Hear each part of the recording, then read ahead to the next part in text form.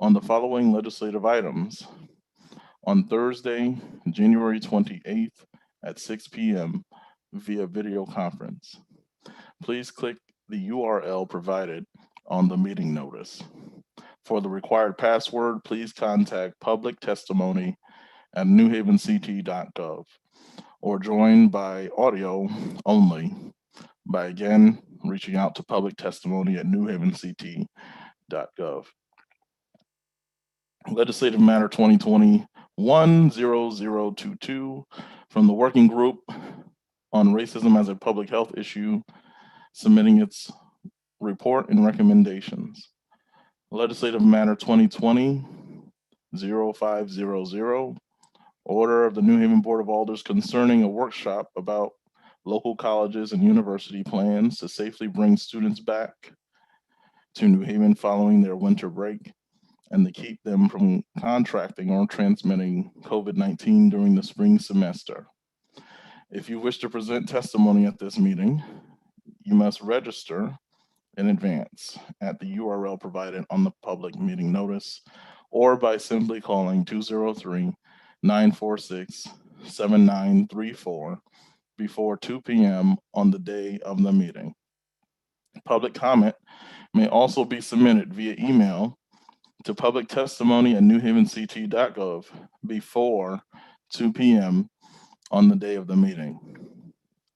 These items are on file and available in the office of the City Clerk, 200 Orange Street, room 202, New Haven, per order. Honorable Darrell J. Brackeen Jr., Chair attests. Honorable Michael B. Smart, City Clerk, for disability-related accommodations. Please call 203-946-7833 voice or 203-946-8582 prior to the meeting. And good evening. We will begin tonight's meeting by introducing my fellow colleagues and members of the Health and Human Services Committee. First, with my Vice Chair. Good evening. Ron Hurt, Ward 3. Alder Clyburn. Alder Clyburn, Ward 20. Alder Winter. Stephen Winter, Ward 21. Alder Sabin.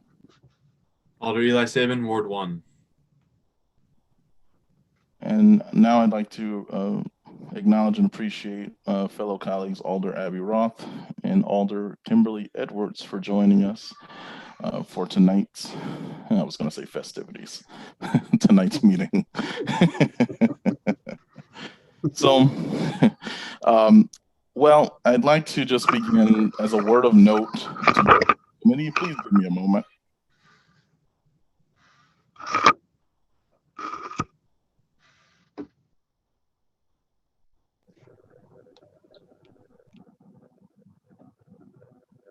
Can't hear you, Chair.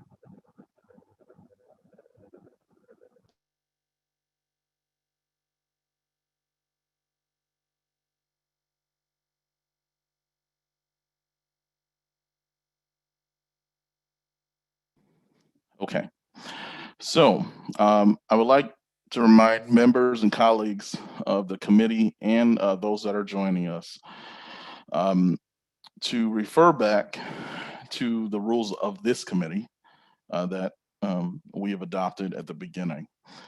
Due to the likely length of today's meeting, I am not going to limit the number of questions from members of the committee, but I do ask that you respectfully, use your time wisely and ensure your questions are succinct to ensure the most effective meeting for tonight, to ensure the outcomes that you are looking for are greatly accomplished. Now, for colleagues that are joining us tonight, unfortunately, unless you are testifying in public comment, I will only allow the makers of any issue submitted on tonight to be able to testify. The time of your testimony is the moment in which you should state your statement, as well ask your questions during that time. You will not have a moment to rebuttal or come back. You'll be obviously on the panel, but you have your moment when your item is raised. At this time, I'd like to acknowledge Alder Cupo. Thank you for joining us, member of the committee. As for members of the public, I am asking that we keep our testimony to 3 minutes, We have a lot to get through and a lot of members of the public wishing to address many important issues that we'll be addressing on tonight. As stated in the meeting notice, there's a way for you to submit your testimony if time becomes a bit lengthy. And that email address is publictestimony@newhavenct.gov. Feel free to email your testimony to that email address if you find that the timing is getting late or the hour is getting late, and you wanted to ensure that your support or opposition or comments are submitted into the record. To ensure that happens, please email publictestimony@newhavenct.gov. Now, for everyone, committee members, guests, and members of the public, please ensure that your testimony is germane to the item being submitted. It is very important that all voices are heard and that this process ensures that everyone that has something to say concerning the items being heard on tonight will be heard.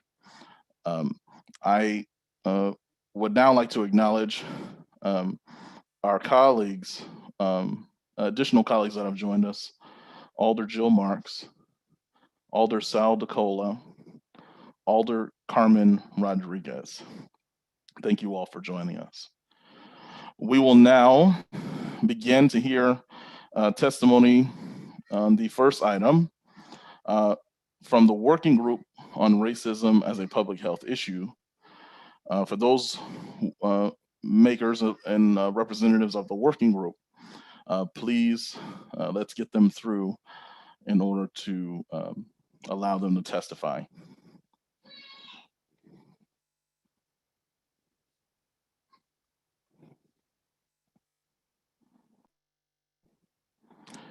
As you come in, please be prepared to state your name and address for the record.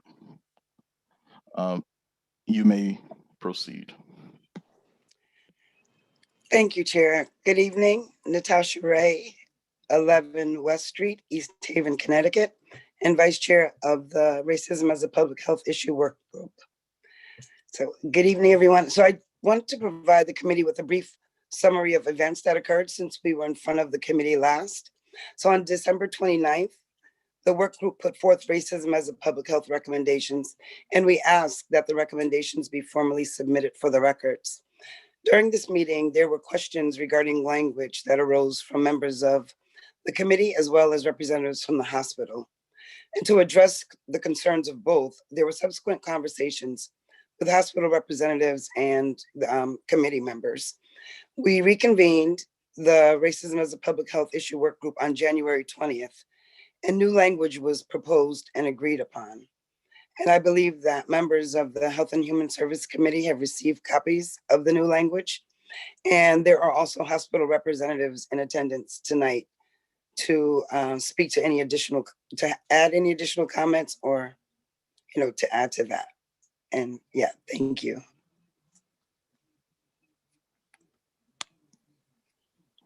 Thank you, Madam Vice Chair of the Working Group. Are there any questions from members of the committee only?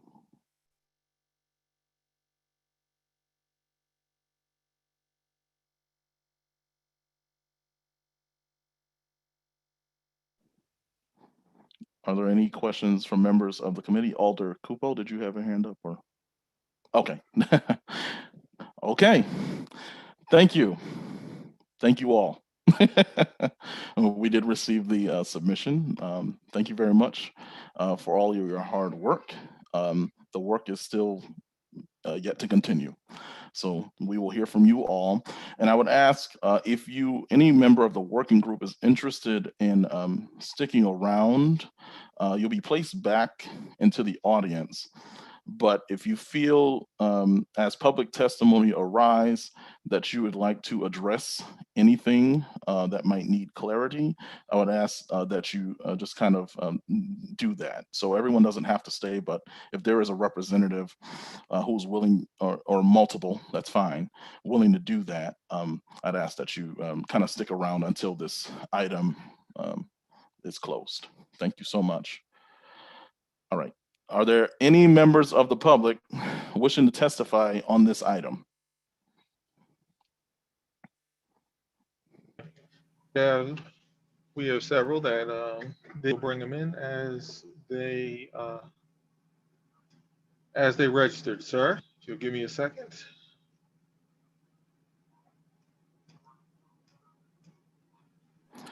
Let's do this talk show style. So if you'd like to announce them as they come into the room, that'd be great. There's a lot of people on my screen tonight. Okay. All right. So coming up is Claudette Kidd.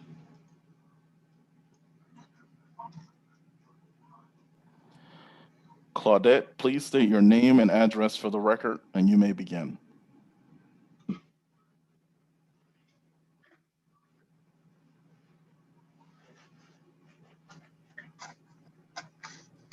My name is Claudette Kidd, and I live in Howard Avenue.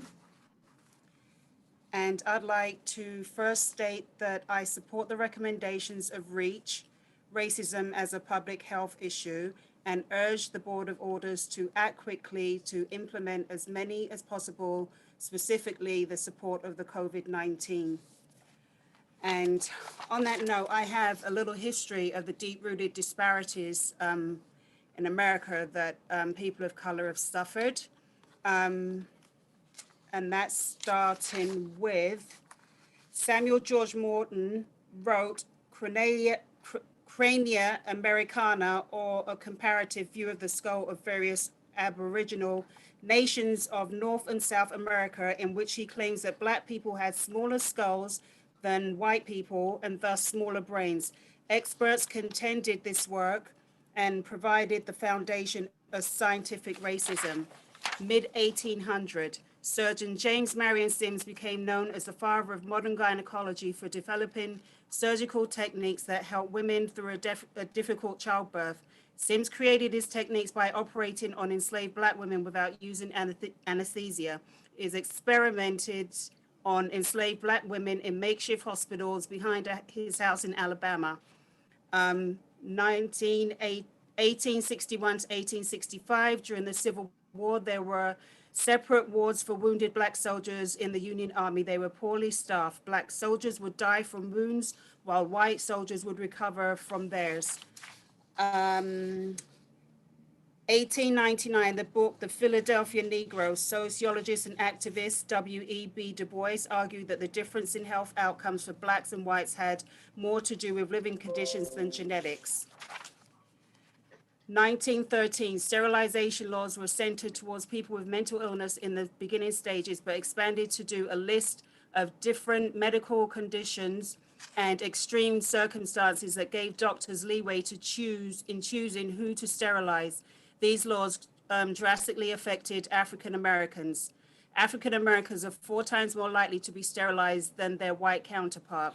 1932, the U.S. Public Health Service started a 40-year experiment looking at the natural history of untreated syphilis. Some 600 poor Black sharecroppers enrolled in the Tuskegee experiment. And I won't go on with that because I'm sure we all know about the Tuskegee. April 10th, 1946, Ebe Cade, an African-American male, was the first test subject in human radiation experiment. That one, October 4, 1951, Henrietta Lacks, a 31-year-old African-American woman of 5, from Virginia, died from cervical cancer. Medical researchers used her cancer cells known as HeLa cell lines. LAC cells are one of the most vital cell lines in medical research. It has been used to study the effects of toxins, drugs, hormones, and viruses on the growth of cancer cells without experimenting on humans. The HeLa cells were used to develop polio vaccines and in cancer and AIDS research. Doctors never let the LACs or got her family's permission to culture her cells. 1960s, the civil rights movement pioneered legislation such as the Civil Rights Act 1964, hospital desegregation, the Voting Rights Acts, and passage of Medicare and Medicaid. To 2005, African Americans are 10 times more likely than whites and nearly 3 times more likely than Latinos to have AIDS. 2007, Medical Apartheid, the dark history of medical experimentation on Black Americans from colonial times to present, a book by Harriet Washington. July 30th, 2008, the Medical Association apologizes to the Society of African American Physicians. For more than a century, the AMA reinforced or passively accepted racial inequalities and excluded Black doctors from the AMA as well as state and local medical societies. Where else am I? We all know what's going on with Flint with the water, and there's also the disparities of African American women with the low mortality rate, birth rate in birth, and the high amount of African American women who die while giving birth. And that's it for now. So I urge the Board of Head to go ahead and I strongly urge that you go ahead with the recommendations put forth to you. Thank you. Thank you so much. Thank You're you so welcome. much. That was very much appreciated. A great summary, actually, of what brings us here. I also like to note that it was required material for this committee to read medical apartheid, which was noted as part of her recommendations. Secondly, I'd like to just clarify for the record and think that these are the recommendations appointed by the working group, Racism as a Racism as a Public Health Issue Working Group. While there are contributions from REACH, these are actually the recommendations brought forth by the working group deemed by the Board of Alders. So we're accepting the working group's recommendations. Thank you so much. Any questions from members of this committee?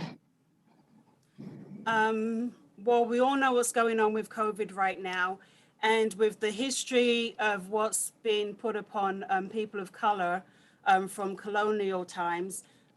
This is why a lot of the people in the community, they have fear when it comes to such things as COVID and getting the vaccination or even the flu and attending medical appointments and everything. This is all based on the racial, the systematic racism in the medical healthcare field.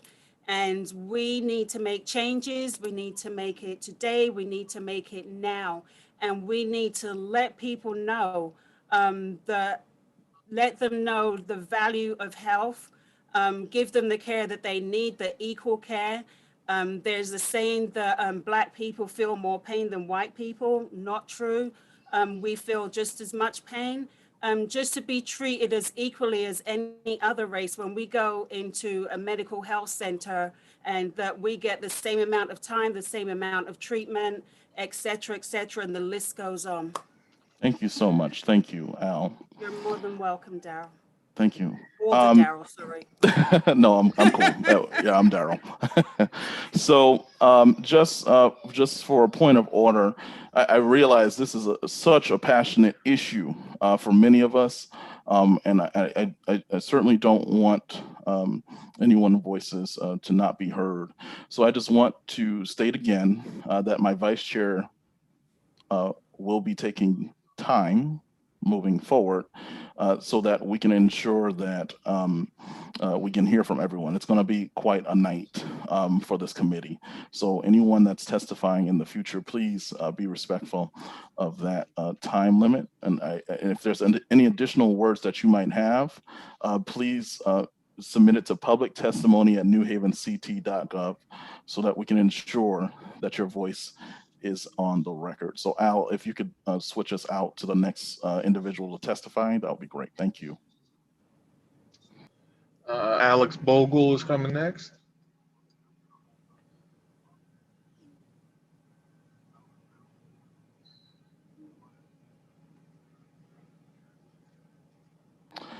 Alex, if you can state your name and address for the record, and Al, I think we still have Miss Claudette here on the panel. Yep, well, I can't do them both at the same time, so I brought him in. Now you're out. Yeah, can everyone hear me? Yes, we can. Please state your name and address for the record. My name is Alex Bogle. I live at 400 Blake Street, New Haven, Connecticut. You may proceed. Thank you. I don't actually have a testimony. Well, I didn't read the book or anything, but I am new to New Haven, pretty new. I've been here for about 3 years. I've been doing work in terms of connecting Black people with tech literacy programs. I'm currently with Black Data Processing Associates of Hartford, and just looking to see how we can connect the dots. Thank you so much for your presence. It actually just speaks volumes as to the issue that is before us. Are there any questions from members of the committee at this time? Seeing none, thank you so much, Alex. Well, Coming in is Miss Lisa Mcknight. Good evening, Ms. Mcknight. Please state your name and address for the record.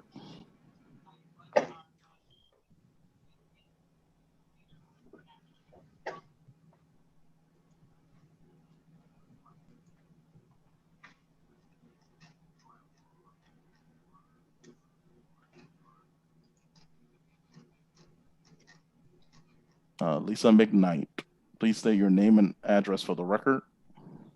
Can you hear me? Now we can. Oh, I'm sorry. I was talking on mute. My name is Lisa Mcknight.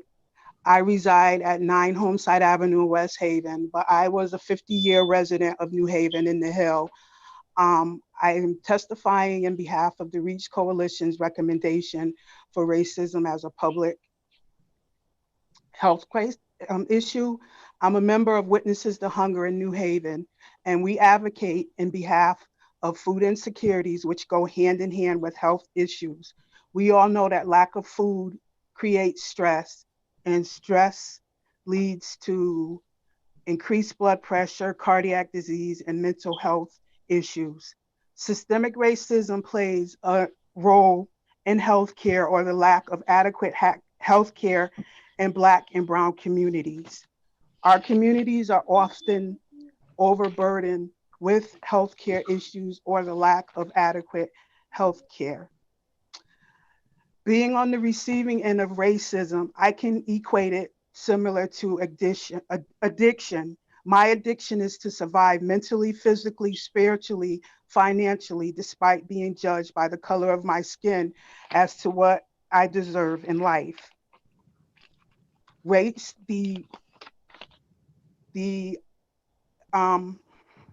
Creating racism as a public health emergency should be done, as it will create acknowledgement, it will create an avenue of addressing and changing and also eliminating racism by declaring it a health emergency. It is a must. Thank you for allowing me the opportunity to speak. Thank you so much for your testimony. Are there any questions from members of the committee only?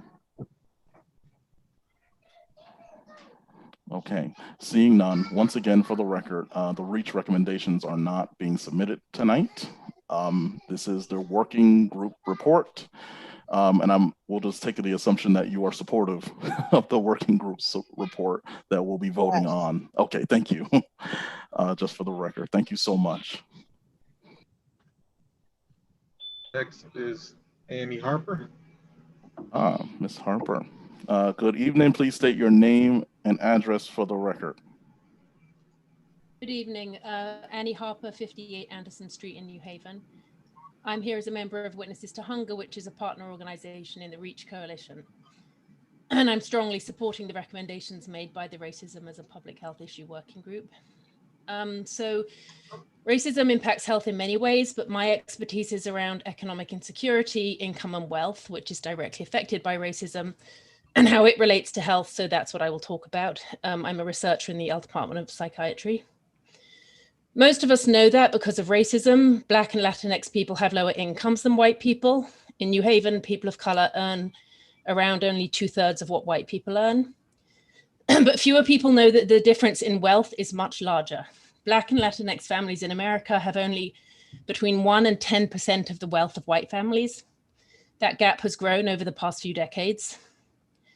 A Yale study found that the vast majority of Americans underestimate the size of the racial wealth gap by 80%. We simply don't know our own history, nor do we understand the present day conditions. We don't have exact figures for New Haven. Wealth is harder to measure than income, but we know that Black people in the city are less likely to be homeowners and more likely to struggle with unaffordable debt. A study we did last year about debt found that Black residents of New Haven are more likely to have debt in collections, more likely to be behind on rent and utilities, more likely to have had their cars repossessed, to be behind on student loan payments, and to have had to repay a social security or unemployment overpayment. They were also more likely to have used a high-cost lender such as a pawn shop or rent-to-own store, all of which are indicators of low wealth. Research shows clearly that low wealth impacts health. People with low wealth, by which would mean low savings and or high debt that they can't afford to repay, have higher rates of depression, stress and anxiety, worse blood pressure, body mass and inflammation levels, and shorter life expectancy. Racial differences in wealth and income have nothing to do with individual ability, financial knowledge and decisions, or hard work.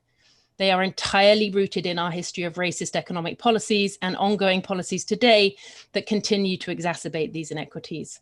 I strongly believe that until we reckon with this staggering inequity in the share of economic resources, we will continue to see inequity in health outcomes. As the report states, among many other changes that are needed, we need to transform our economic system to rethink what it means to sustain all of ourselves justly and equitably. I beg your pardon? Thank you so much. Nope, that was 30-second mark. That was perfect. Thank you. I have one more thing to say. I just wanted to add to the recommendations in the report around economic insecurity, which are excellent. I would also add that we need to transform banking and debt practices and regulations, and also consider how the City of New Haven could support federal level proposals for reparations for descendants of slavery. Thank you for the opportunity to speak. Thank you. Any questions from members of the committee? Seeing none, thank you so much for your testimony on tonight. Thank you. Audrey Costell Watts. Wonderful. Please state your name and address for the record. And you are on mute. I apologize. I was just listening in. Go ahead. For this session.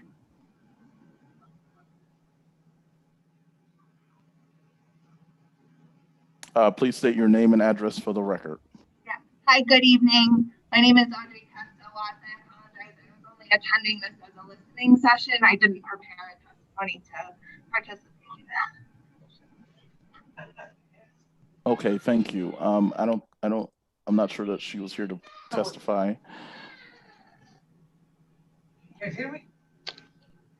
Okay, we'll go to the next. Miss Katie Jones.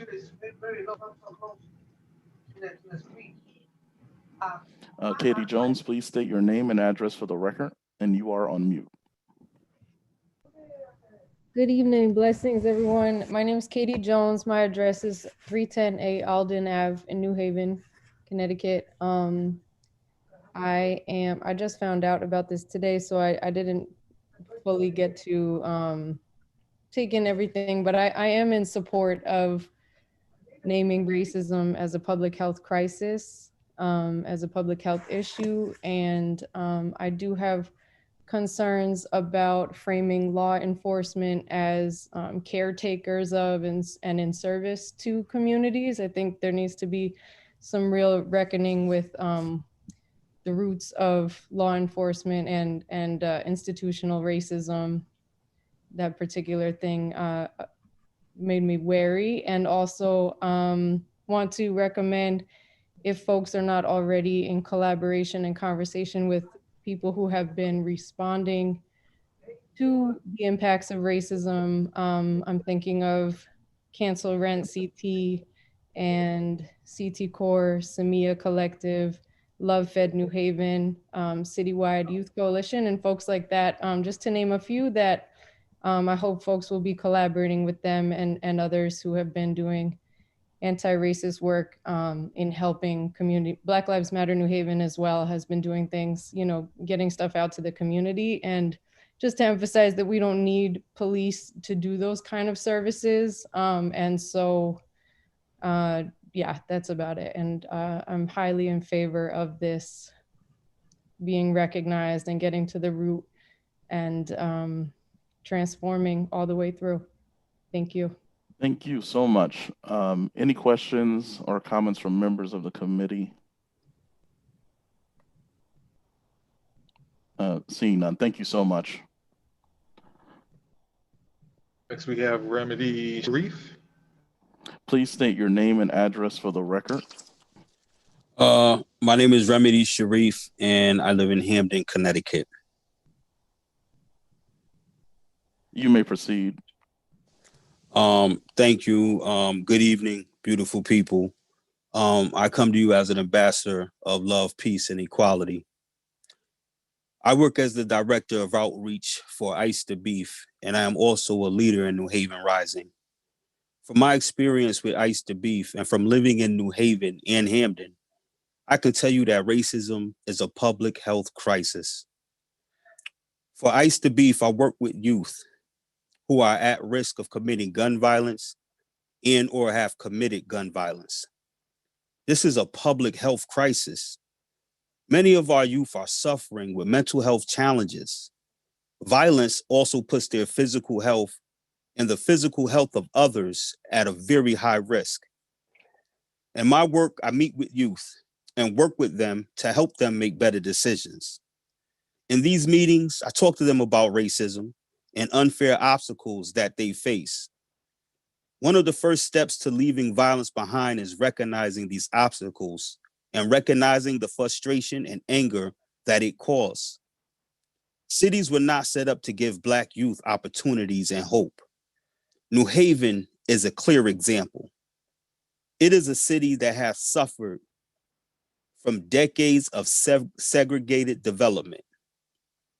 The poorest neighborhoods in New Haven are neighborhoods that have more Black and brown residents. These neighborhoods have higher asthma rates, higher COVID-19 infection rates, higher unemployment rates, and shorter life expectancy. New Hallville is the least white neighborhood in New Haven. It shares a border with Prospect Hill, which is one of the whitest and wealthiest neighborhoods in New Haven. The average life expectancy in New Hallville is 71.7 years old for a person of color. This is over 10 years less than the Prospect Hill, where the life expectancy is 82.3 years. The typical income of a Black individual who grew up in New Hallville is $25,000, and the typical income of a white individual who grew up in Prospect Hill is $71,000. This is too much inequality. Every day we see how racism impacts public health. Just consider access to food in the poor neighborhoods. Corner stores do not sell a lot of fresh fruit and vegetables. Instead, they sell food that destroys our health. When a city is organizing this way, it is hard to stay hopeful and have big dreams.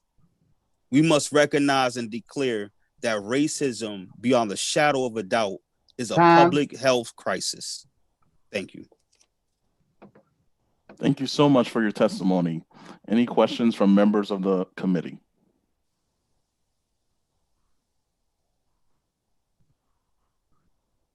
Seeing none, thank you so much for your testimony. Very powerful. Thank you, sir.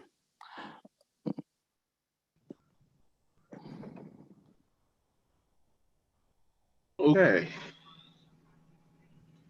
So those are the folk who's identified themselves by name and their name matches what they did. If you are one of the people who wanted to testify, but you have signed up on the participants list using a different name, please raise your hand so that we can bring you in.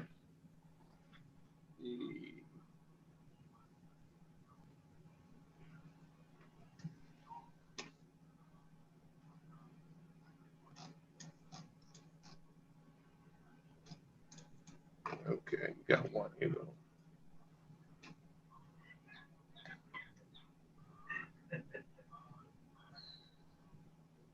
Please state your name and address for the record.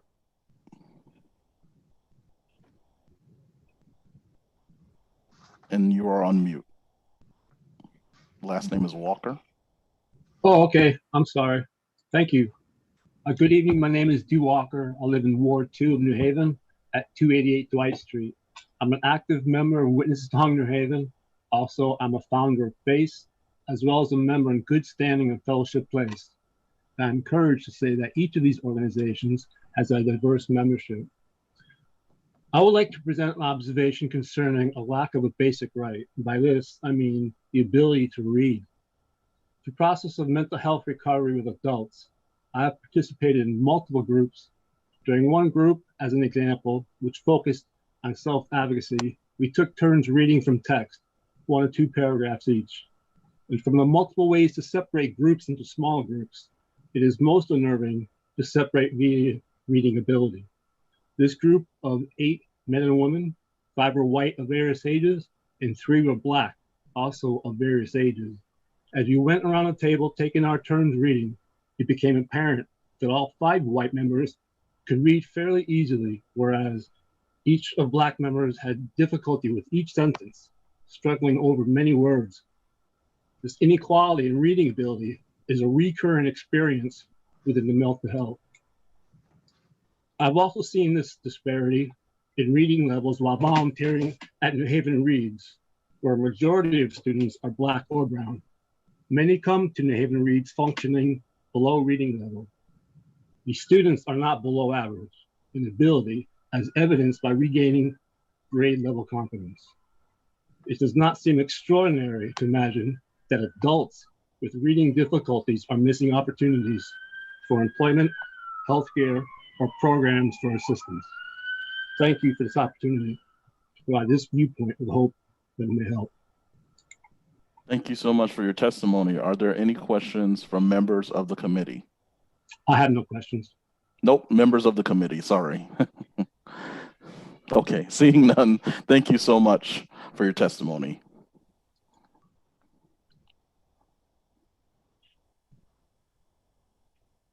Miss, hang on. Get to it. Susan Harris has her hand raised.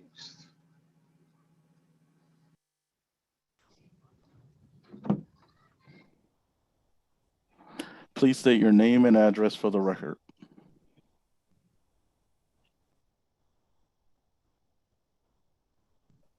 And you are on mute. I apologize. I did not mean to testify today, but just for the record, my name is Susan Harris. My address is 10 Springside Avenue, New Haven. I'm also a member of Witnesses to Hunger, and I previously testified at the last hearing. So I'll get off and give somebody else a chance. Thank you. Thank you.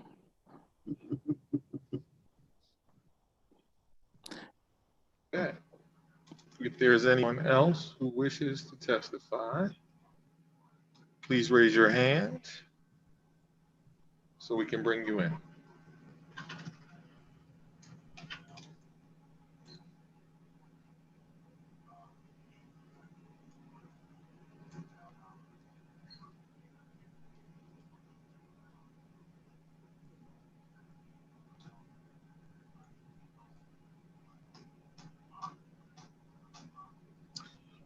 At this time, Mr. Chair, no one else has raised their hand. Okay. I will throw it to you to proceed. Great. right after these commercial breaks. No, I'm joking. Now I'm going to do my formality. So here we go. Are there any members of the public wishing to testify? Are there any other members of the public wishing to testify? Are there any other members of the public wishing to testify? Seeing that there are no members of the public wishing to testify, the chair moves that we close the public portion of this section of the hearing.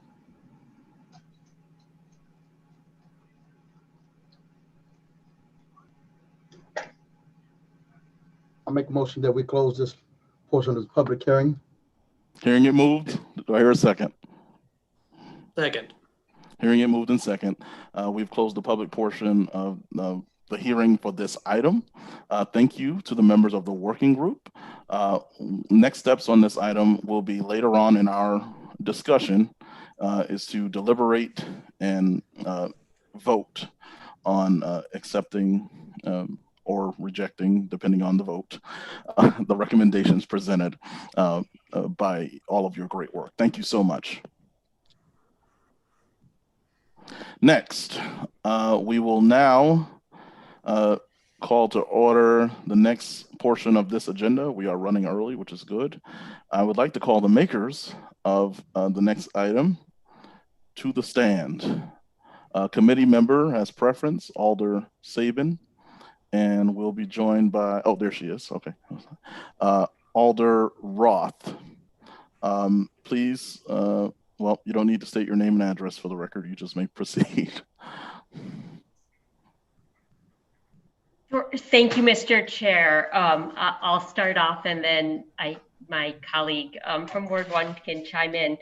I'm very grateful to the chair and the vice chair and the members of this committee for holding this workshop tonight, and also to all the members of the local colleges and universities who are coming to engage in the conversation. At the end of the summer, it was really helpful to have Albertus Magnus and Yale come and tell about their plans to prevent the spread of COVID-19 as best as possible among the members of their communities and to their neighbors in New Haven. My colleague from Ward 1 and I thought it would be really helpful to have a similar conversation now as students are preparing to return and begin spring semester. It's wonderful to have so many colleges and universities in and near our city, but with an infectious disease, it also creates risk, especially as students are returning from all over the country and the world, and at a time when there are new highly infectious variants of the disease. I think tonight will be interesting to hear about lessons learned in the fall and how that may have changed plans for the spring. I do want to take a moment to say, because I work at Yale, I receive at least weekly updates as to what the university is doing. And I have been very impressed by their efforts, from testing to quarantining to a lot of messaging to limit the spread and to clearly communicate what they're doing. And I live right by the university and where a lot of students live. And I've been extremely impressed with how careful people have been with wearing masks. And I'm grateful for that. But thank you for holding this hearing tonight. Or workshop, and I look forward to the conversation. As Alder Roth said, I'm very grateful to the committee for holding this public hearing, the workshop tonight, because as we all know, the pandemic is ongoing and we face a lot of threats to public health in the city, and we need to make sure that students returning to colleges and universities in New Haven does not lead to a spike in COVID cases. And as Alder Roth said, I thought the information that we received in our meeting prior to the students coming back in the fall was very helpful and reassuring to some extent. And I'm hoping to, as Alder Roth said, hear about lessons learned and see if there are any changes that have been made to the protocols to ensure that folks are safe in the city. Thank you. Thank you so much for this item and your strong efforts to ensure the safety of our city and its residents. I would now, talk show style, welcome all those who are here to testify on this item. As you are brought in, please take yourself off mute, state your name and address for the record. Stephen Gestalder. I'm representing Albertus Magnus College at 700 Prospect Street, New Haven, Connecticut.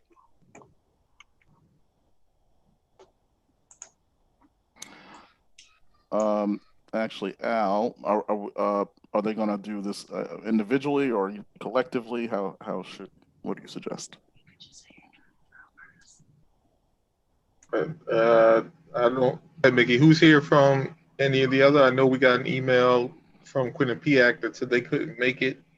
They sent their information. Do we have any other university people and participants? You want to bring them in? I let one in, and that is Mr. Gestalder. There was Dr. Brown from Gateway, and I don't know if I see him in there here now. Do you see him? It's Dr.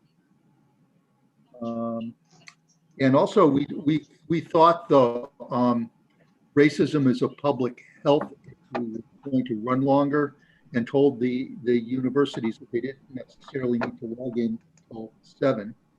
But we do have Mr. Gestalder, Dr. Gestalder here to start. And I imagine people from Yale will be joining soon. Okay. Okay, so what we'll do is those that are here, we certainly won't hold you. We'll allow you to go forth and testify. And as each individual speaks, I will allow members of the committee to ask questions. And then I will turn to our invited guest to ask questions, and then you'll be let off the hook. Okay, so Dr. Gestalder, you can continue. Thank you very much, Alder Brackeen. And let me pull up my testimony. All right, thank you to the Board of Alders for allowing me to submit this to this workshop. Albertus Magnus College's plans to bring our students back safely to campus for the spring term. Albertus Magnus College's residential students began to return to campus on January 21st. All residential students have been required to provide a negative PCR test within 7 days of arrival on campus, and were also tested using both a rapid antigen test and a PCR test on the day of move-in, and they were only allowed to proceed with move-in with a negative result. All residential students are in a 7-day on-campus quarantine and will be tested again using a PCR test to be before they are allowed to leave quarantine. Classes began on January 25th, but using a fully online delivery only. Classes were returned to the hybrid approach of instruction that was used in the fall, starting on February 3rd. Commuter students will also be required to provide a negative PCR test before attending classes on campus. All students, resident and commuter, were instructed to quarantine at their home for 7 days prior to arrival on campus. All resident and commuter students will be tested weekly through the end of February, after which 25% of the undergraduate student population will be tested weekly. The college will now also test 10% of faculty and staff weekly. Student athletes will be tested 3 times a week when they are practicing or in competition.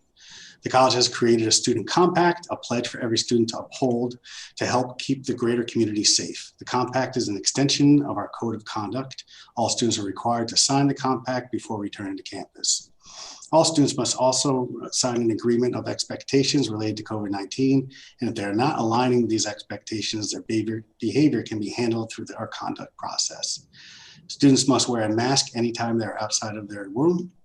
Students are highly discouraged from having any guests, including family members, inside the residence halls. All guests must register and provide contact information for tracing purposes, and all overnight guests are prohibited.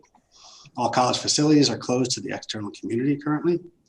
To help prevent the spread of COVID-19, all members of the college community are required to daily complete a self-screening and self-report any symptoms using our Campus Clear app.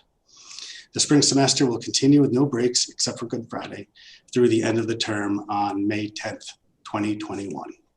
Thank you. Thank you. It appears you have a colleague. If she can state her name and address for the record. My colleague is here, but not to present. Do you want to? Oh, okay. Yeah. Okay. Sorry. All right. You're just on the screen. Okay. Okay. Any questions from members of the committee? All right. Any questions from our colleagues? Alder Roth. Thank you, Chair Brackeen, and thank you so much for explaining what you're doing and for all you're doing. You clearly have put a lot of effort into it. I guess I just have 2 questions. I was curious how many people in your community, sort of students, faculty, staff in the fall did have COVID infections? And were there any lessons you learned and anything you are changing this time around based on how things worked in the fall semester? You know, the on-campus testing results were under 1% from the tests that we provided on campus. Let me see if I can pull up the totals of what we had. It was, let me see, we had a total of 44 positive student cases in the fall term. I think the lesson we learned was that those cases seemed to be focused on the student pods, on the small student groups. So we were able to identify and head off any spread of those infections by quarantining those students that were in those smaller groups, and then also testing all the residents on the floors where those students lived.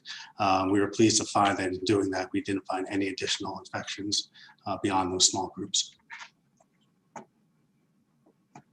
Thank you very much for that information. Welcome, Alderman. Okay, any other questions? Seeing none, thank you so much for your time. Thank you for having me. Next up, Dr. Brown, please state your name and address for the record, and you may begin your testimony. Good evening. I am Dr. William Brown. I'm a resident of North Northford, Connecticut, but I am representing Gateway, located at 20 Church Street in New Haven. So, thank you for this evening for this opportunity this evening to come to you all, and would like to share with you briefly some of the things that we are doing. As I'm sure you all know, we are not a residential college, so our challenges are a bit different. But in terms of what we have done to protect our students, our college community, and the community at large, you know, I say this in the context of really as all of the colleges I think did in March, initially started with a very rapid transformation from what we had been doing to doing things much more virtually and remote.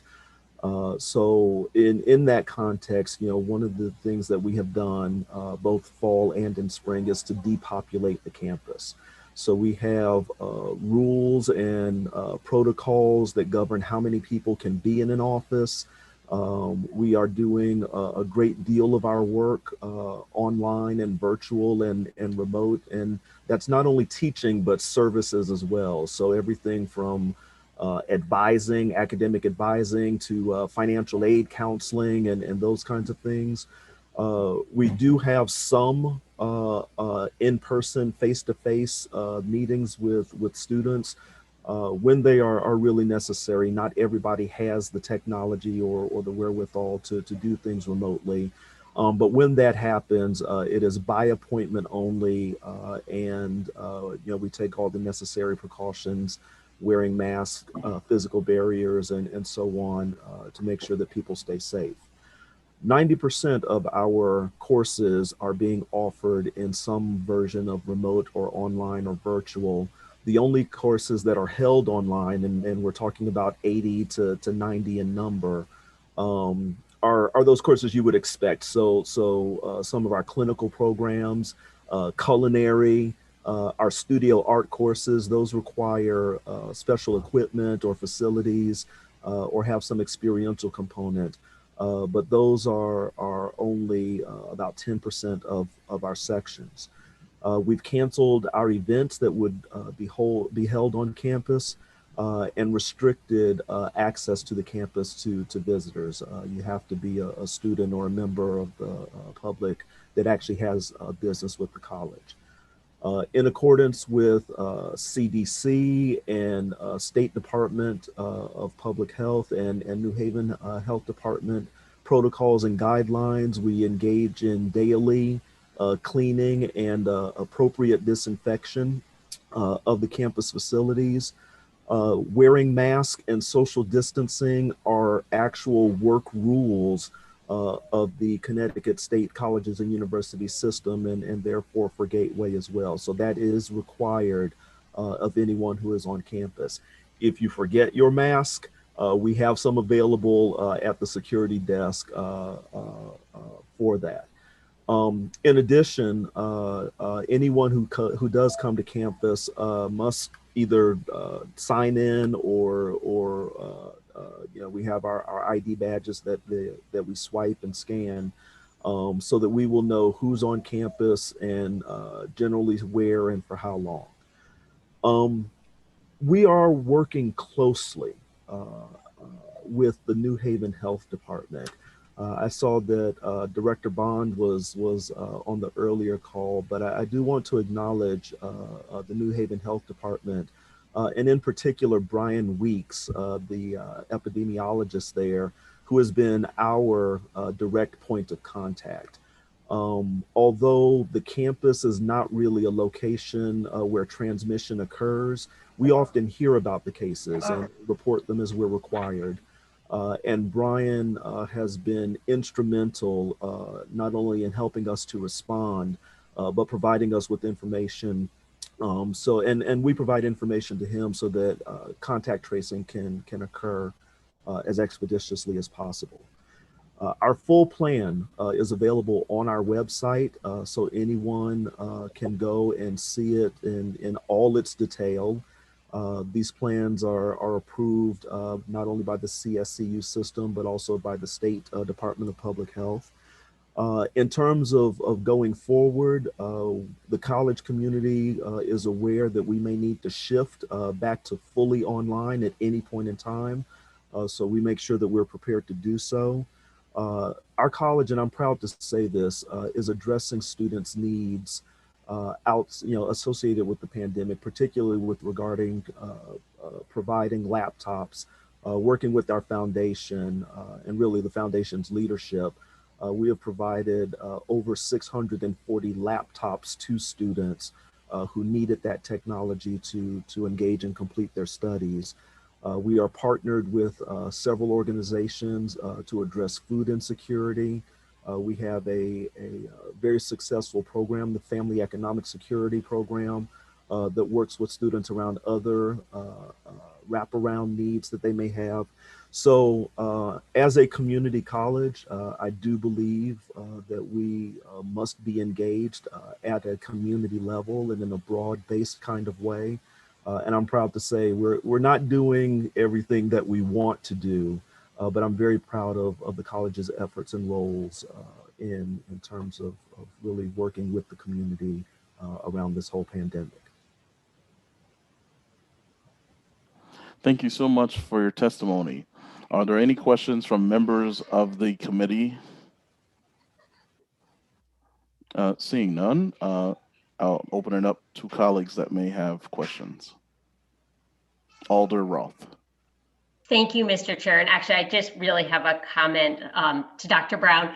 First of all, thank you for going through all of that, for all you're doing, both in terms of keeping everyone safe from a COVID perspective, but beyond that to meet needs. And also, I just want to say you are located in Ward 7, where I'm Alder, and I will be very happy when COVID is behind us and your campus can be vibrant again, because it really is such an important part of the downtown. So I just want to say that. And again, thank you.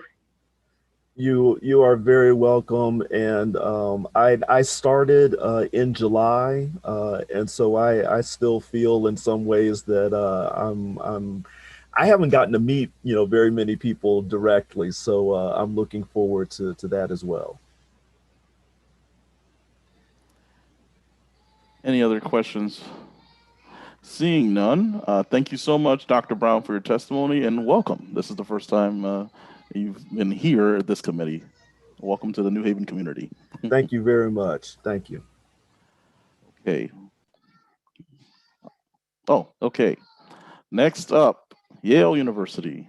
Please state your name and addresses for the record.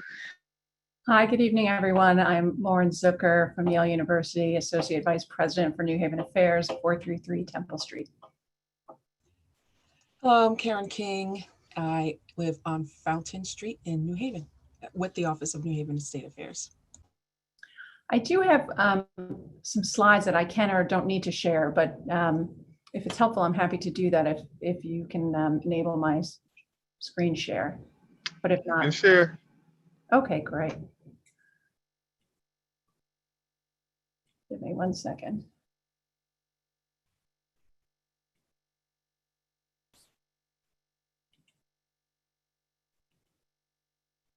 Okay, did that work? Excellent. Okay. So thank you again for having us here this evening, and we're happy to walk through. I just have 2 brief slides I'll walk through, but certainly happy to answer any questions anyone may have. So our spring semester, we have once again maintained a de-densified campus, which I think might be a new word in our vocabulary for the spring semester. So we're welcoming back graduate and professional school students, as well as sophomores, juniors, and seniors. We are, hold on a second, sorry, my screen is acting up. Can you still see the presentation? Okay. You all see it? Okay. So first year undergraduates are encouraged to continue their studies remotely. They have not been invited back onto campus. And that is a swap between, as you recall, from the fall where we had sophomores who were not invited back to campus and first years were on campus. Obviously, health and safety continues to be our paramount concern as we pursue our educational and scholarly missions. We have been working very closely with health experts from the city, from the state, across the country. And obviously, we also have worked with our own COVID-19 public health and advisory committees and are following all state guidelines. So our calendar shifted a little bit as a result of COVID. We modified the academic calendar by delaying the start date, getting rid of spring break, and ending instruction on May 7th. All of our college classes, our Yale College classes, are available remotely. And Yale undergrads, actually, we had a first group moving in today, and the second group is moving in tomorrow, and some stragglers on Saturday. But everybody should, for the most part, be moved in by this weekend. All students will continue to abide by our community compact, which they must sign if they are returning to New Haven. And that has many components of it, including they have to participate in our testing and tracing program, follow our self-isolation and quarantining rules, follow proper health and hygiene, and obviously social distance, face coverings, and other behavioral requirements.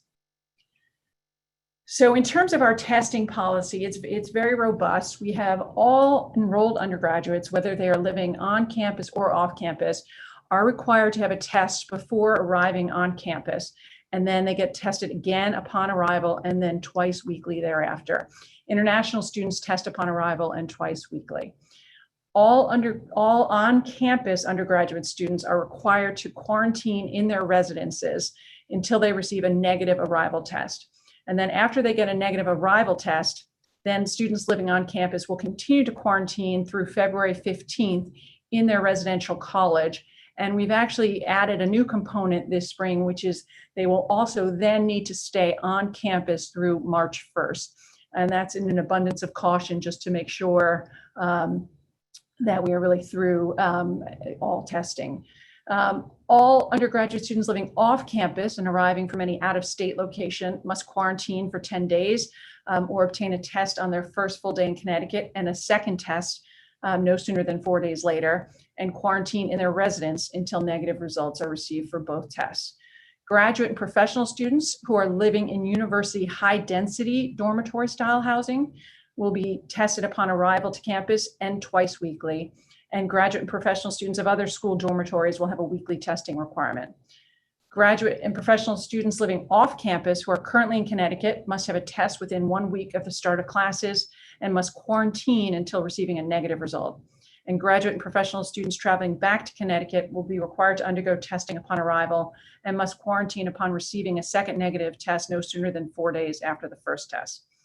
And students with a positive test result will be referred for contact tracing and will isolate in designated on-campus rooms or in their off-campus residences until they are released by Yale Health. And close contacts of students who test positive will be asked to quarantine for 10 days after their last exposure. So that's a lot, but I think it just really reinforces that our testing policy is quite rigorous, as you can see. And we really found in the fall that the combination of testing, contact tracing, and isolation really helped us to contain any kind of broad spread of the virus. So we're hoping that that will be the same this spring, and these are our policies. Happy to answer any questions. Are there any questions from members of the committee, which is hard to see at the moment? Up here, I can stop screen sharing. Hold on. we might need it later, though. That's all. Okay. I can pull it back up. There we go. Okay. Members of the committee, any questions? Okay. Colleagues, any other? Oh, no, they're hands. Okay, there are hands. Okay. Who's in order here? Alder Winter. Thank you, Mr. Chair. Thank you for the presentation. How many students tested positive and how many students had to quarantine in the fall? In the fall, and we do, by the way, we have an active website that you can go to where we track every single student, undergrad, graduate, professional, as well as employees, staff, and dependents. And we illustrate the number of people tested and the like. In the fall, I believe we had undergrads about 87 positive and 72 grad and professional students that were positive.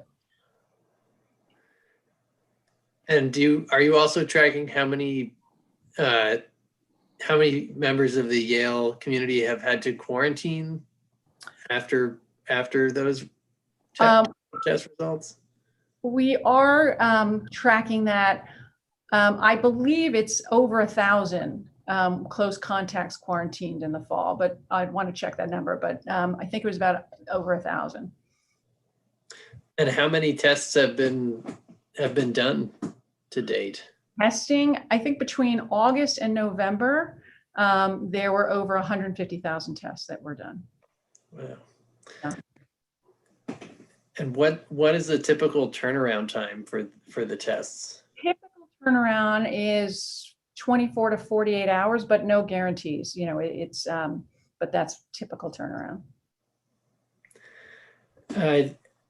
Is there anything that you all are keeping in mind or planning with regard to the potential for these highly contagious variants to become the dominant strains in Connecticut? You know, we're hearing as soon as potentially March. Yes, I mean, I'm not the health expert, but certainly we have lots of people looking into that, and you know, we always we kind of refer to the fall and the spring that you're kind of building the airplane as you're flying it, right? Things move pretty quickly, and so we've been really just trying to stay ahead of the curve and implement policies and procedures that will keep everybody safe and healthy, and so we're certainly keeping our eyes open to this new strain. Thanks. I'll yield to my colleagues. Thank you, Mr. Chair. Thank you. I believe Alder Kupo had her hand raised. Thank you, Mr. Chair. My colleague Alder Winter answered the questions that I was going to ask, so I took my hand back. But thank you. Got it. Members of the committee, any additional questions? Okay, seeing none, we're opening it up to the colleagues. Questions, Alder Roth. Thank you, Mr. Chair, and thank you, Lauren, for going through all of that. I just had two questions, and this may be on the website you said. Do you have the breakdown for on versus off campus of the number of people who tested positive? I don't have that with me, no, but it may be on the website. If not, I can get that to you, but I don't have that breakdown handy. Okay, I can look at the website, and if it's not there, I can follow up. And my other question actually has to do with the March 1st, not being able to leave campus until March 1st. I'm curious, can people get takeout from local places? Yes, you know, that's very important to me to be able to support local businesses. So yes, absolutely. Food delivery, you can deliver food to it, but you can't go and sit, you know, so they will still be able to support local restaurants during that period of time. Great. So, yeah, and the only other thing I do want to mention is on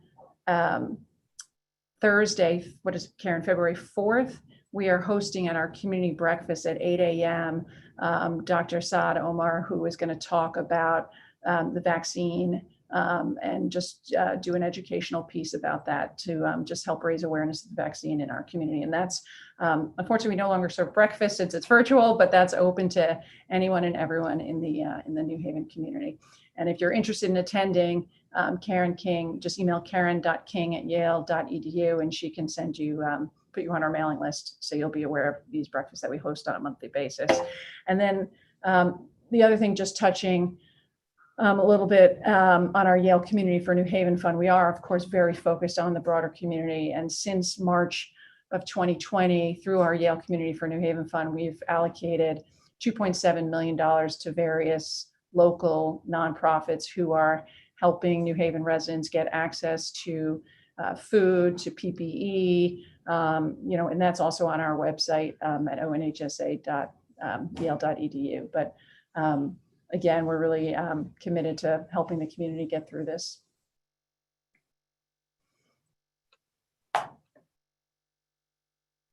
Are you yielding your time?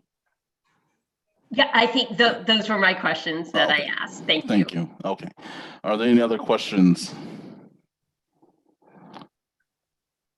Seeing none, thank you so much for your testimony and your time and your efforts. Thank you very much. Thank you.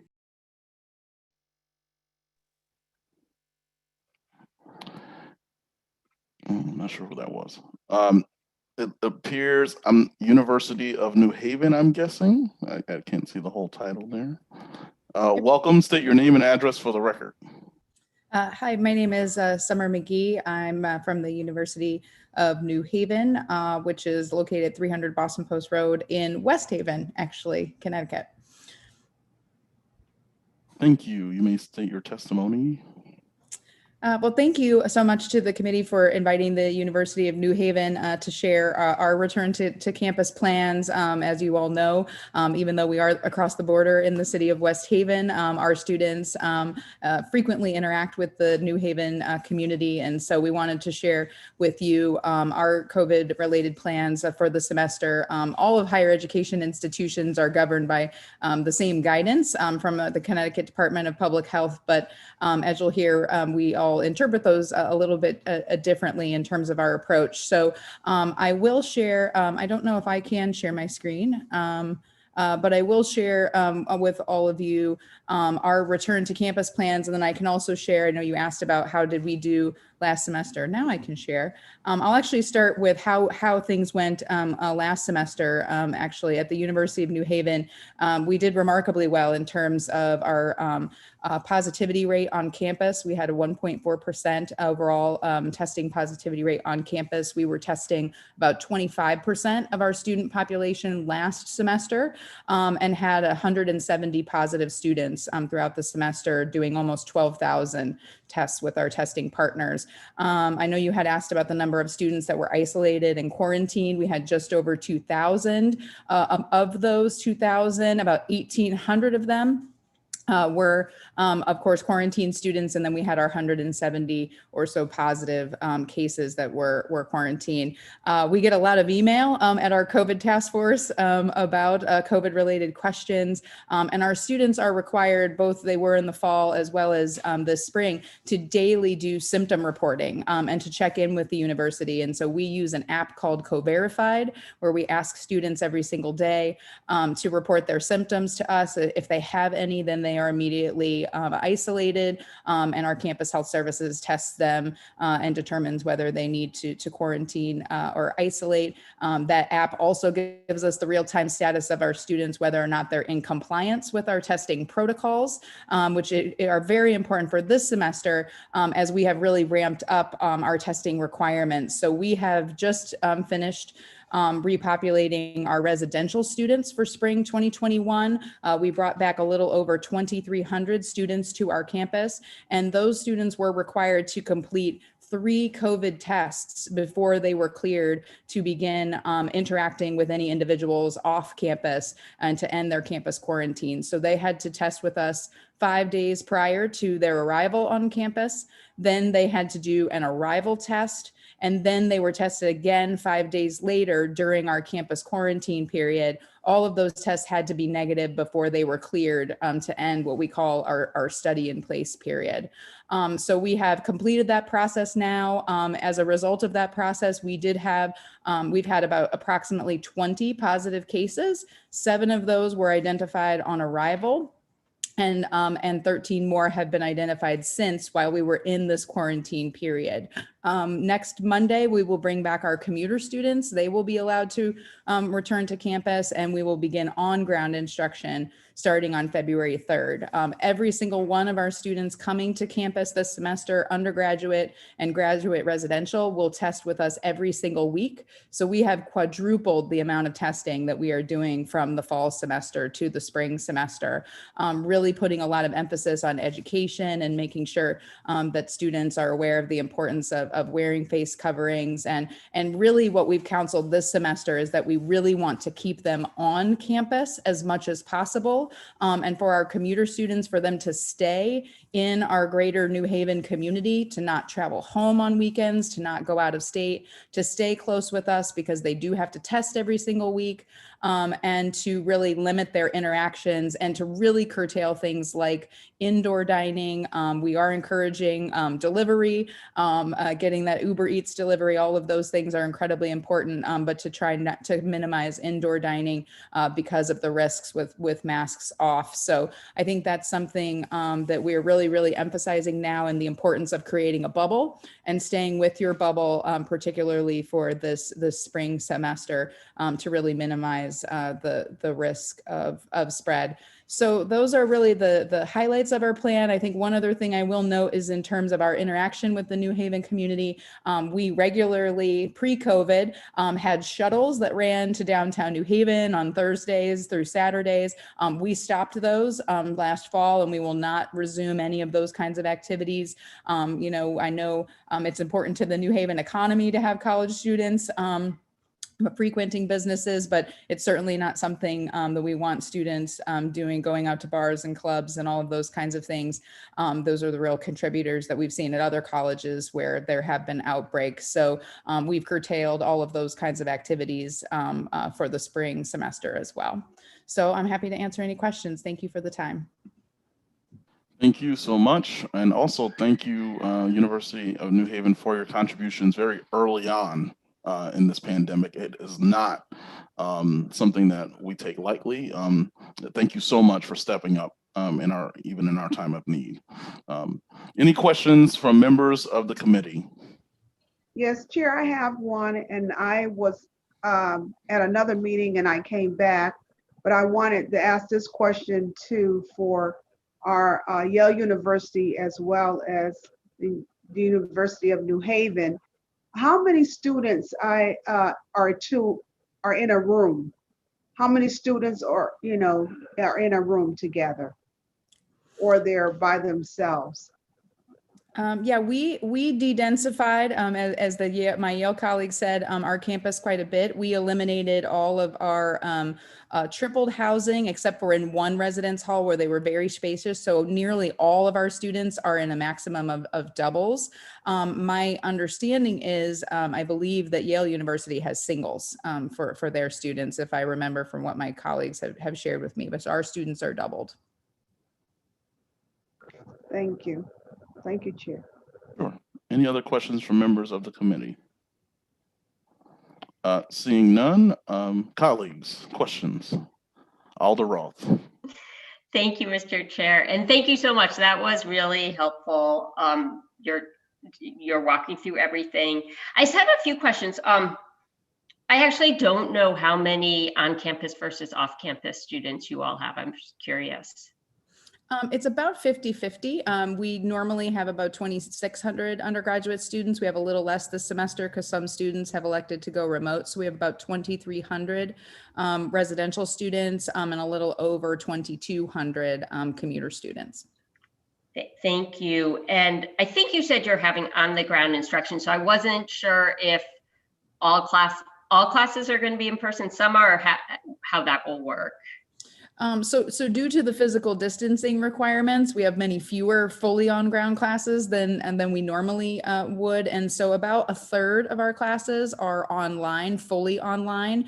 And then another third are what we call sort of hybrid or flex, where they've got 1 day a week in the classroom. And then the other third are labs and practicals and fully on ground classes that fit in our classroom. So we've got quite a mix. Great. And then I guess my final question is just the testing. I think you said in the fall you tested 25%. I wasn't exactly sure what percent of what, and then you said you're quadrupling. So I didn't know if that means you're testing everyone. I think you said you're testing everyone. So if you could just walk through I just want to make sure I understand what that was.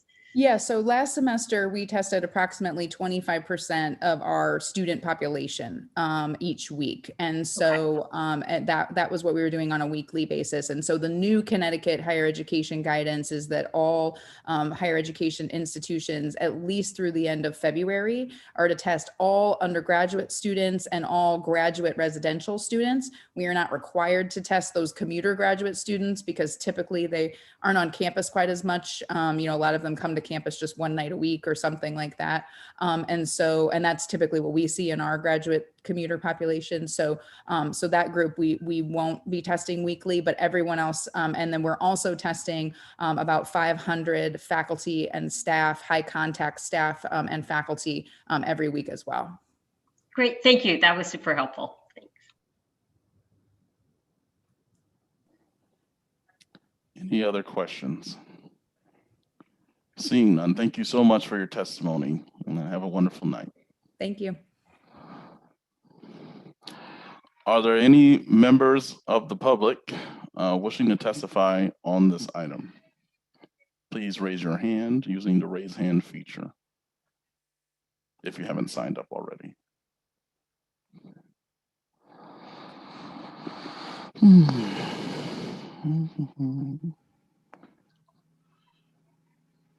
I have no signups, Mr. Chair, and no one has raised their hand. Okay. Are there any members of the public wishing to testify? Are there any members of the public wishing to testify? Are there any members of the public wishing to testify? Seeing none, the chair will now entertain a motion to close the public portion of the hearing on this item. Mr. Chair, I make a motion that we close the public portion of this hearing. Hearing it moved, do I hear a second? Second is received. All in favor? Aye. Opposed? Abstention. We have now moved into discussion. We'd like to move into the first discussion of the first item, racism as a public health issue. The chair will entertain a motion to approve and recommend the report from the Racism as a Public Health Issue Working Group to the full Board of Alders. Mr. Chair, I would like to make a motion that we approve and recommend the Racism as a Public Health to the full Board of Alders. Do I hear a second? Hearing it moved and second. Discussion.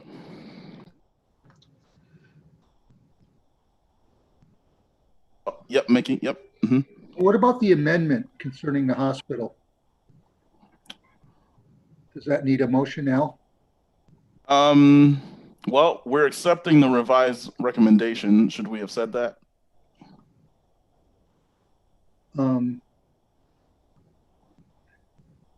That's good enough, isn't it? I agree. So, okay, so Matt, easiest way to do this, Vice Chair, if you could try to repeat, just say revised, the revised recommendation. Mr. Chair, I would like to make a motion that we accept and approve, send to the full Board of Alders the Working Group on Racism as a Public Health, the revised report that we received. Hearing it moved, do we have a second? Second. Second. Hearing it moved and second. We're back to discussion on the amendment. as revised. Well, Mr. Chair, if I may, we do have a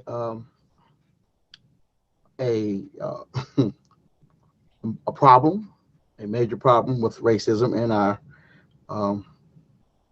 not just our city, but in our country.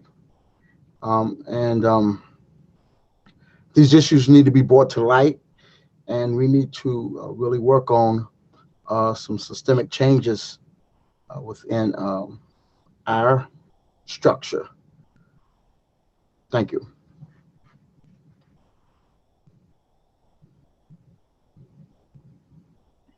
Alder Cupo.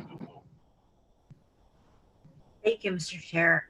In our last meeting, I know I raised issue with the amendment that was made on the floor by the representative from Yale New Haven Health, and I'm pleased to see the changes that still actually keep some teeth in the language around the recommendations that the working group put forward, because I do see, I think.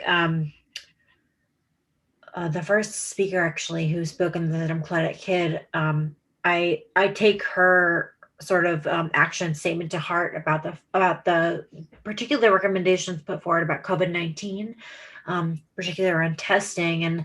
And I'd be remiss if I didn't say that, I think Yale has a real opportunity here to address racism as a public health crisis head on, and make testing more widely available to more New Haven residents.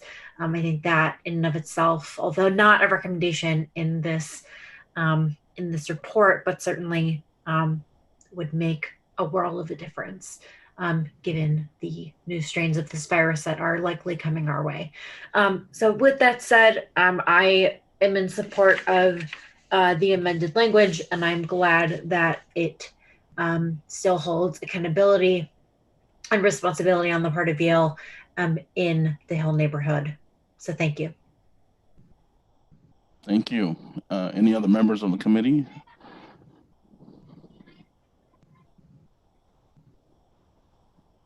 Sure. I strongly encourage members, say something. This is a momentous occasion, and you all have a lot to do with this process too. Alder Winter.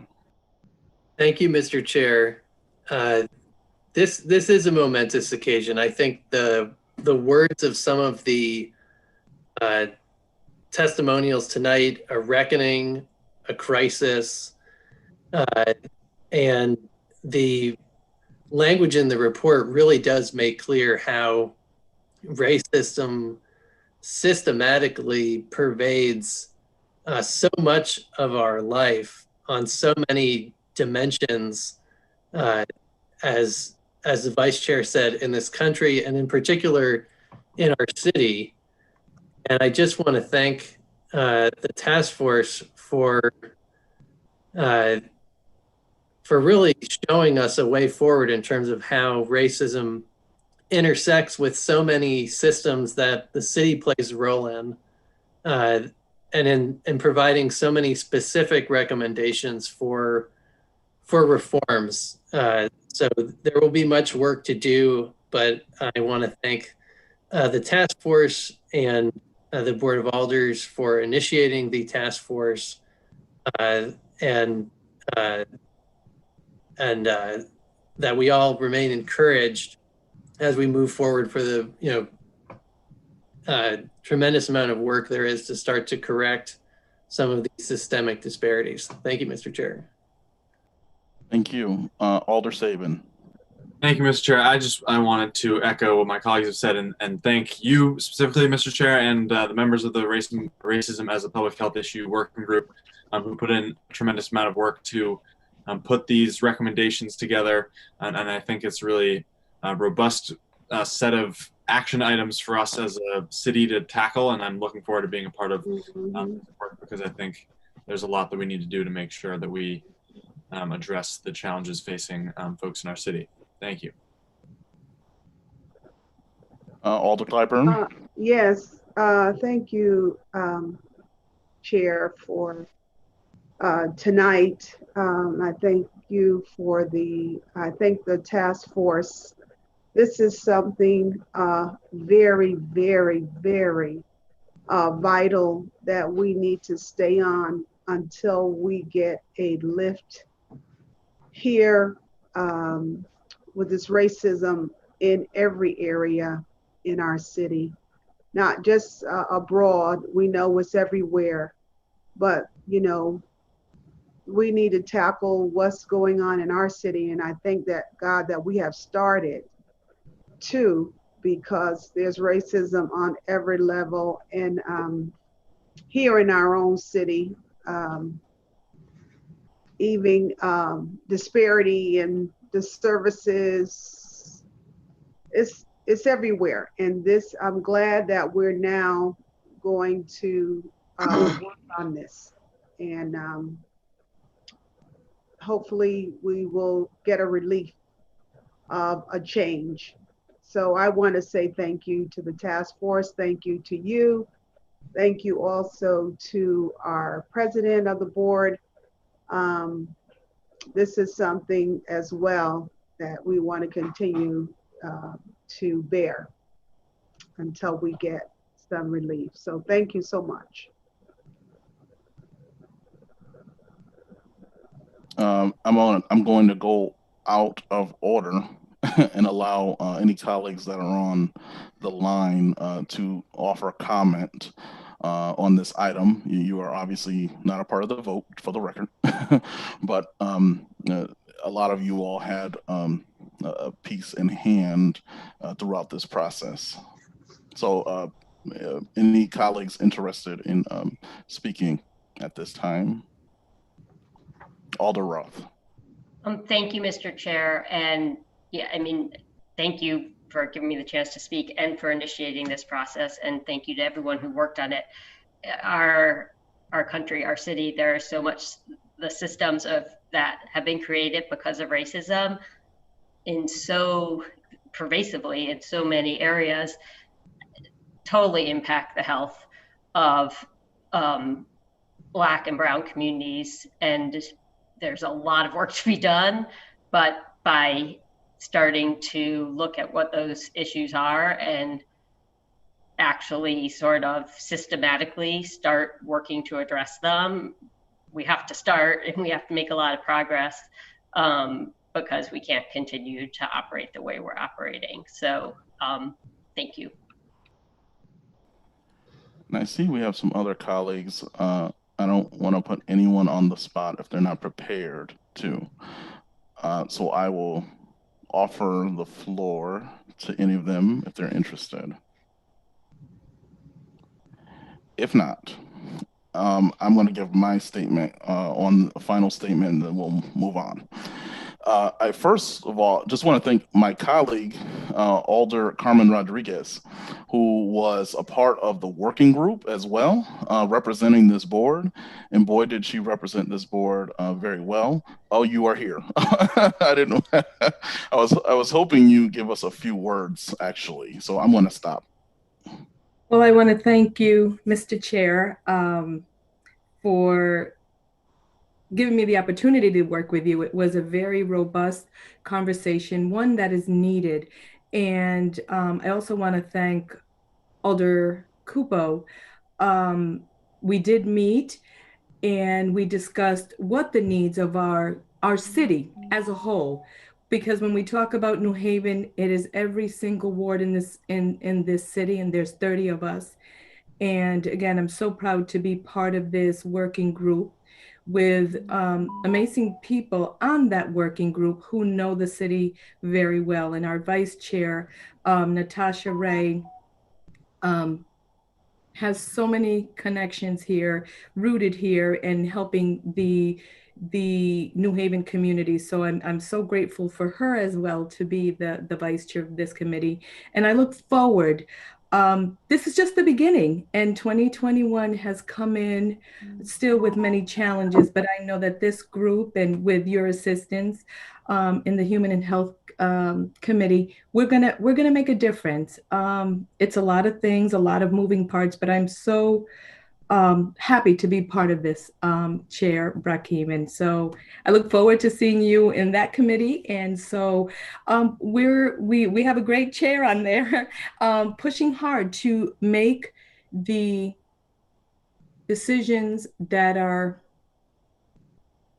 hard, that need to be discussed, so that everyone has a voice at the table. Brown and Black communities, it is our time to be at the table and make the necessary change. Thank you for allowing me to speak, Mr. Chair. Absolutely.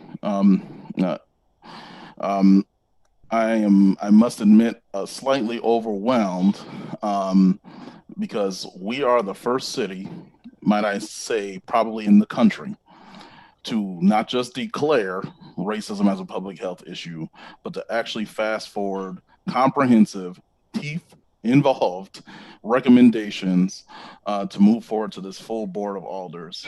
It's my hope that this committee can champion these recommendations. These are now our recommendations. If the committee so chooses to pass them, which it sounds like we just might do that, this is our work. History will name this committee and each and every one of you, each and every one of the members of the working group, which was a dynamic working group, and they are still working. So we will still continue to meet until we get all of the recommendations to the finish line. The working group in the future may take a different form as many individuals can read those recommendations. But just simply want to say how powerful it is and how timely. Who would have thought that our nation would have experienced what it has in just short order? And secondly, it just reinforces that we are quite literally the changes and the change we are looking for in terms of changing systematic racism in this country. New Haven being an extremely old city, almost, including institutions like Yale and other institutions having basically been around since the beginning, also taking part in this process to tear down the walls of racism and to address the public issues that have impacted generations of individuals, of which I'd like to note. While there may not have been video cameras, cell phone videos, camera crews, in all the hundreds of years and the loss of life and the struggle of even my ancestors in the fields of Georgia, North Carolina, South Carolina, being taken from the shores of East and Western Africa, and their wages and their lives basically thrown away at the cost of selfishness and greed, which has pervaded itself throughout the American society. This committee, our working group, have literally taken a hammer at systematic racism from around the corner of the US to dismantle it. And I want you all to take that very seriously. This work obviously it's a long way to go, but each and every one of you have to take a piece of the recommendations and the parts. Certainly, I've shepherded this process in the best way that I knew how, but in order to enact the process, it's going to take votes. It's going to take action. It's going to take organizing. I want you all to be creative and empowered to spread the recommendations to your own communities. As allies, I suggest why not holding community meetings to talk about this very issue uninterrupted, allowing a space for individuals to express their concerns or even further recommendations. We heard some very powerful testimony throughout this process, and I encourage you to extend it. We still have to get this through the full board of alders once this committee makes its recommendations. So I just wanted to say thank you and thank all the members of the working group and also all of the partners who are mentioned in the recommendation report. They had also been doing a lot of work behind the scenes for a very long time and honestly had been hitting many walls. But I'm so grateful that they were able to have a seat at the table in this process and in moving this forward. So with that being said, I'd like to, it's the pleasure of the committee, move forward with the vote on the item. So all in favor, say aye. Aye. Aye. Any opposed? Any abstentions? It is the will of the board that we unanimously recommendations to the full board of alders. Thank you so much. Okay, the last item on the agenda. Actually, before we get to that, I'm going to read this testimony into the record. So I apologize. So go get a drink of water if you like. So here we go. Quinnipiac University testimony on COVID plans. I appreciate the invitation, but unfortunately will not be able to attend tonight. If there are any specific questions that are raised about Quinnipiac University, please let me know. I have provided some general information about our spring semester testing plan below. Quinnipiac University, start of the semester testing requirements. 1, all students on campus, off campus, undergrad, and graduate are required to get a pre-test prior to their return to campus. 2, we are moving our students in gradually to ensure proper social distancing begins on January 21st. 3, all students will be tested on the day of their arrival and again a second time after 5 to 7 days. So 3 tests at the start of the semester. 4, during this testing period, our students will observe a containment period where they are expected to limit their movements until they have 3 negative tests. 5, on the ground, classes start on February 1st. 6, we'll be testing undergraduates once a week in the month of February per state guidelines. We will also test a targeted random sampling developed by a team of Quinnipiac University epidemiologists, mathematicians, and statisticians, faculty of our graduate school. Wow, how'd I know the code? During this time. Number 7, March, April, and May, we will test a targeted random sampling of both our undergrad and graduate students on and off campus. 8, rapid Binax Now tests are available at the Student Health Services for any symptomatic students. 9, we are looking into pooled saliva testing as an additional testing capability. Feel free to share our university's start of semester COVID-related communications at their website at www.qu.edu/health-wellness-and safety/COVID-19-resources/communications/ best regards, Bethany, Quinnipiac University. Whew. Okay. I'd like to just leave the floor open for discussion because I feel like this is an item that might come back up again, depending on where we are in this pandemic. So I'd like to offer the makers of the item the floor, one voting, one not, to help me out here in terms of where you'd like to see this go.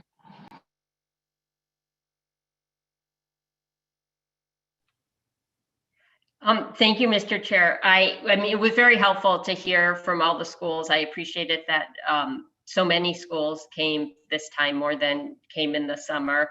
I was impressed by how organized everyone seems. I think there was the question about the new variants that, you know, we'll wait and see what happens kind of with the race against vaccination. So, I mean, certainly for me, I will defer to what my colleague from Ward 1 thinks, but to read and file seems fine to me. And then we could always file a new communication where hopefully that will not be necessary, but were it to be, we could always do that. So thank you. Alder Saban. That makes sense to me. I think the presentations tonight were very thorough, and I was grateful to the committee for hearing them and for the universities and college for providing a representative to explain their protocols, which were pretty comprehensive and I thought definitely even more detailed than what we heard in the fall. So it was great to hear that. And I think read and filing would make sense now, and we can reintroduce something similar if we need to have another conversation like this in the future. Thank you, Mr. Chair. Thank you. Would you like to do that? I move that we read and file item 2. Hearing it moved, do I have a second? Second. Hearing it moved in second, discussion.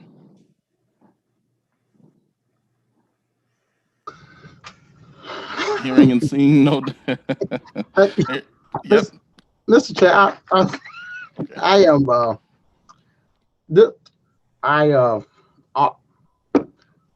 great presentation tonight. I'm just forgive me for being this way.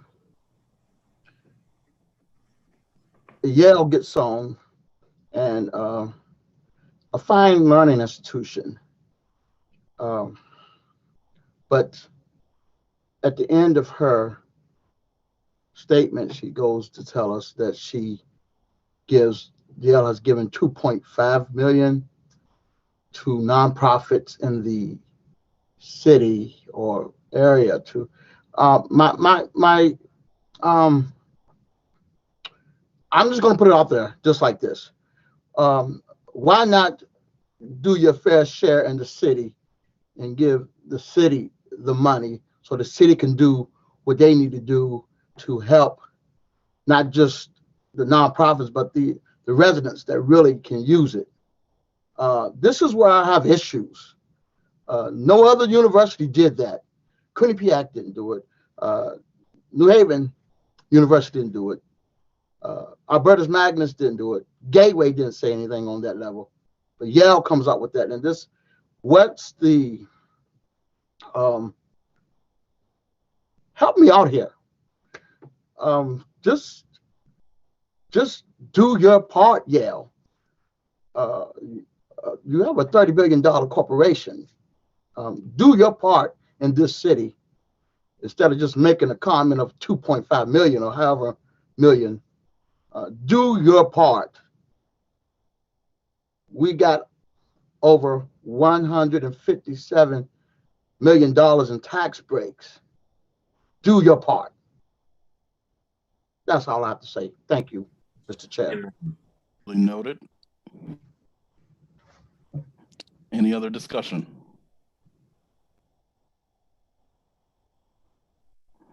Okay, move it to the vote. All in favor, say aye. Aye. Aye. All opposed? Any abstention? This item will be moved to read and file. The chair will entertain a motion to adjourn. Mr. Chair, I make a motion that we adjourn tonight's workshop. Second. Bring it moved in second. All in favor? Aye. Aye. Opposed, abstention. Have a wonderful night. Thank you all so much. Great night. job. Okay. Thanks, everybody. Thanks, Chair. Good night, everyone. Night, everyone.